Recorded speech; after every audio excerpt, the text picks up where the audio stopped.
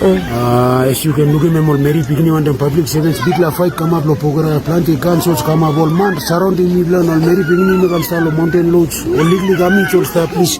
Mibla need him support, Mibla. If you want the man, you are in this video, please. Mibla need him help, play you.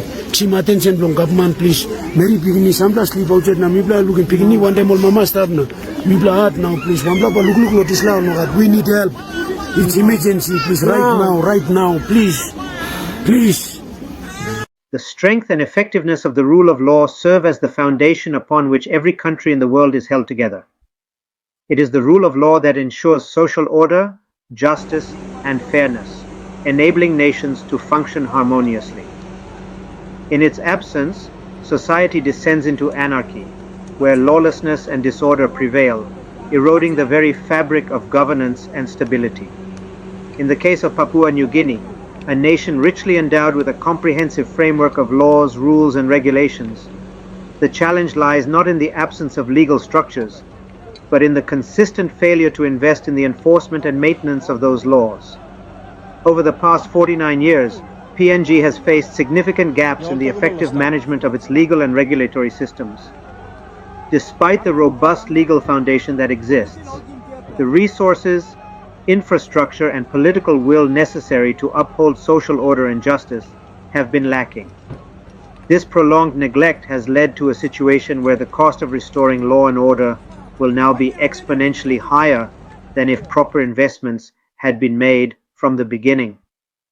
The need for investment in law enforcement, judicial systems, and regulatory bodies is now far greater, requiring multifold resources to correct decades of underfunding and mismanagement. This has resulted in a cycle where lawlessness and weakened governance erode public trust, hinder economic development, and undermine the overall stability of the nation. For PNG to move forward, a renewed commitment to the rule of law is essential. This will require not only substantial financial investment, but also a long-term strategy to strengthen institutions, build capacity, and restore faith in the country's legal and governance systems. Without this, the social and economic costs will continue to rise, making it even more difficult to achieve the stability and progress that the nation deserves. Police Commissioner David Manning released the following statement on the 14th of September in relation to the civil strife in Porgera.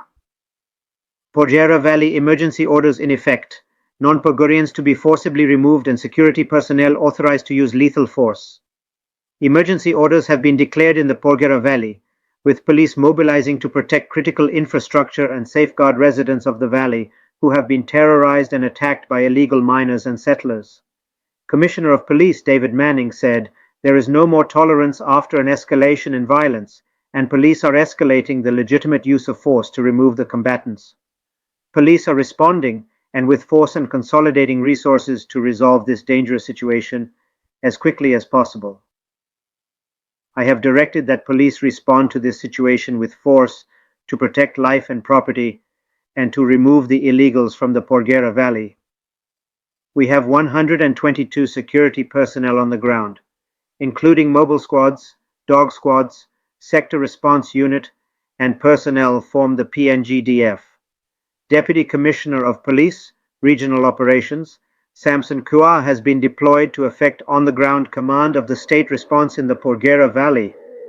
DCP Kua will be aided by Commander SPZ, Acting Assistant Commissioner Joseph Tondop, who has been directed to inspect affected communities and provide real-time situational updates.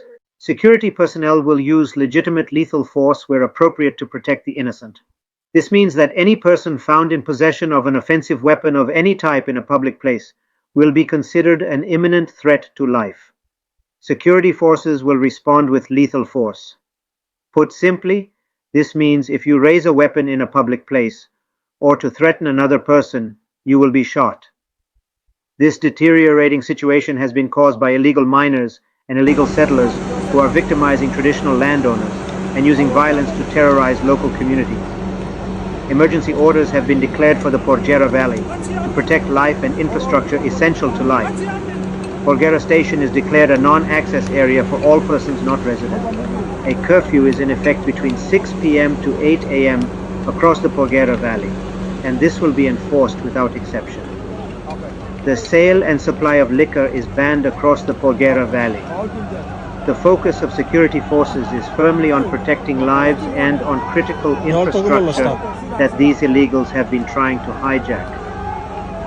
On behalf of the government, we call on all traditional leaders to bring this situation to a swift and peaceful resolution. We also call on landowners to support security force operations for the protection of their people and the infrastructure on their lands.